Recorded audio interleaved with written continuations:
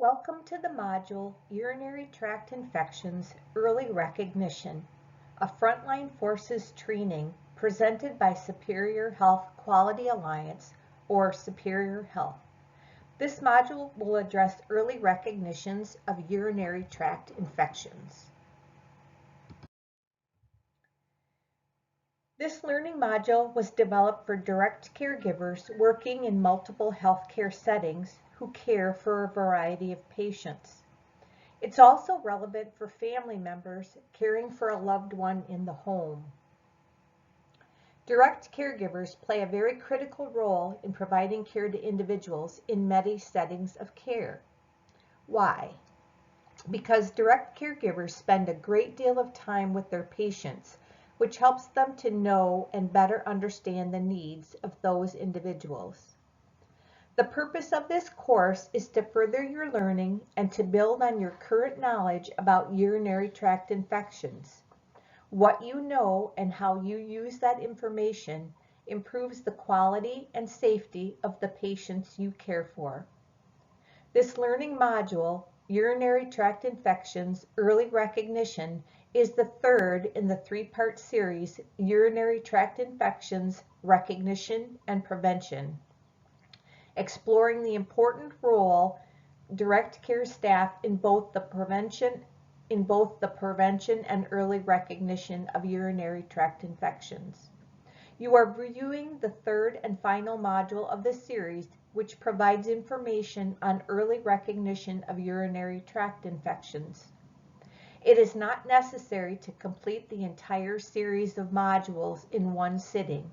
You can leave and return to any of the modules at any time. Once you've completed this learning module, you may test your knowledge and understanding of the material by completing the quiz.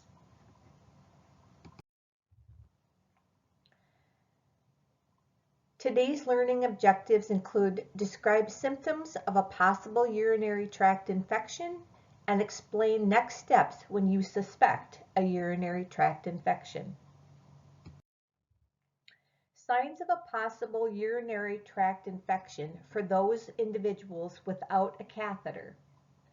When providing care to an individual, it's always important to be on alert for changes in that person, as it might indicate that the person is suffering from an infection or a new or worsening health condition.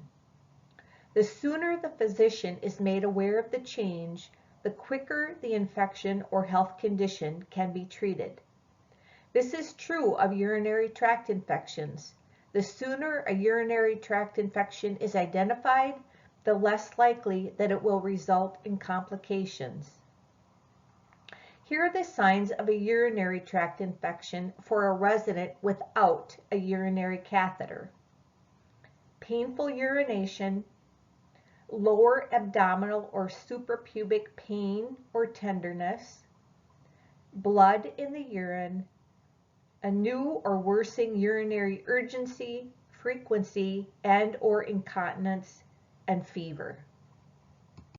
More serious signs of a possible urinary tract infection for those persons without a catheter may include abdominal distension, where the abdomen looks swollen, new or worsened incontinence, suprapubic or lower abdominal tenderness, pain or tenderness in the testes for men, gross blood in the urine, and not eating or drinking.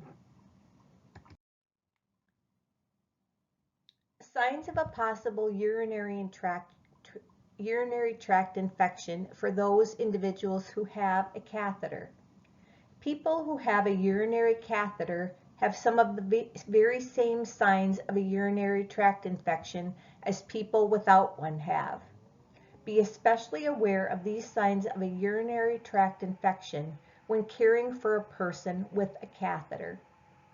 Fever, chills, new onset of low blood pressure, a change in their mental status, a new onset of suprapubic or lower abdominal pain or costrovertebral angle, which is at the back, at the bottom of the ribs, pain or tenderness, purulent or pussy discharge from around the catheter, and any acute pain, swelling, or tenderness around the catheter. What are the dangers of not treating a urinary tract infection? One of the dangers of not treating a urinary tract infection is that the person may develop a kidney infection or pyelonephritis. Pyelonephritis is an infection of any part of the kidney, and it can happen if an untreated urinary tract infection spreads from the upper urinary tract. Some studies have shown this can happen in about 2% of women with untreated UTIs.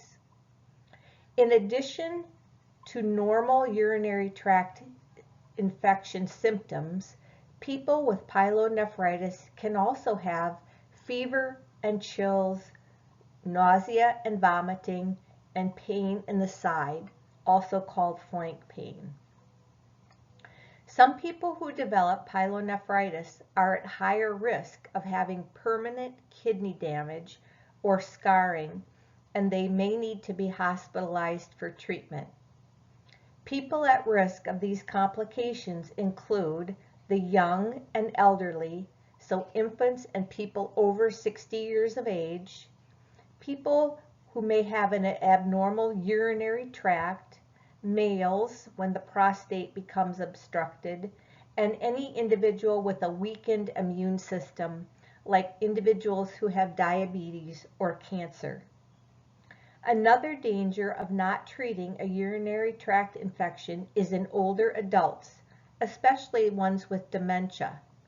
A urinary tract infection may cause delirium, which is a worsening situation for their mental state, and that can be dangerous because it puts them at risk of falling and injuring themselves.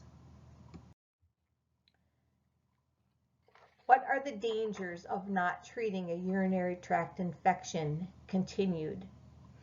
Another danger of not treating urinary tract infection is that an individual can develop sepsis. Sepsis is a life-threatening condition caused by your body's response to an infection. It happens when the immune system works to fight an infection but ends up causing too much inflammation throughout your whole body. Each year, about 1.7 million adults in the United States get sepsis, and almost 270,000 people die from it.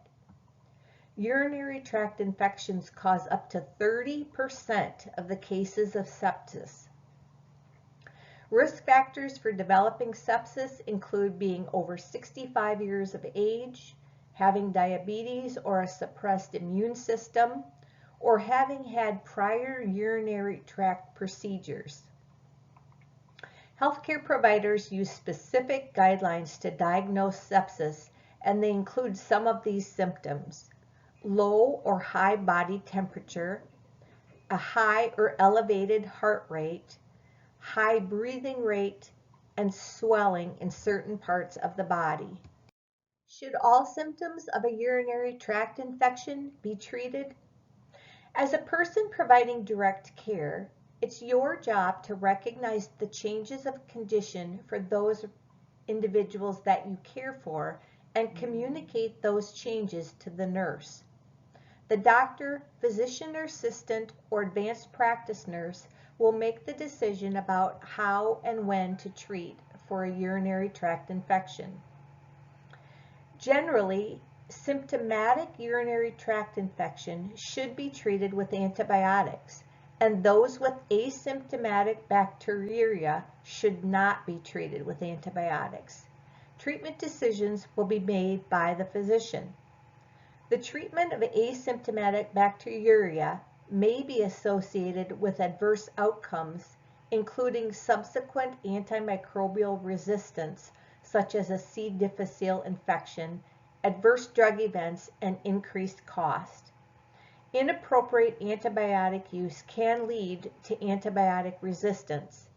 Infections caused by antibiotic-resistant bacteria can be more severe, require more powerful and toxic antibiotics and can lead to secondary infections, longer hospital stays, and increased healthcare costs.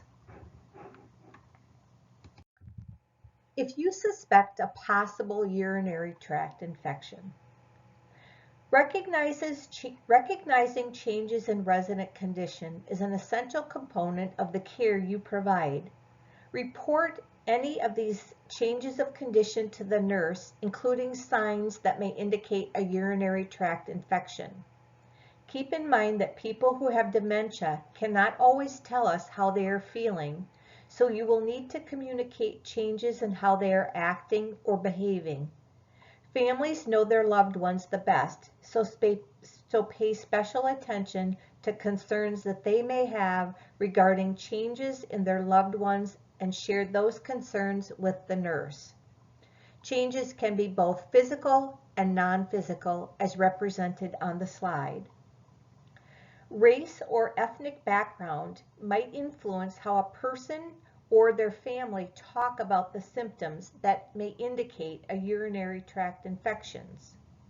The belief that urinary tract infections are a typical part of aging and not amenable to medical treatment was most common among white respondents.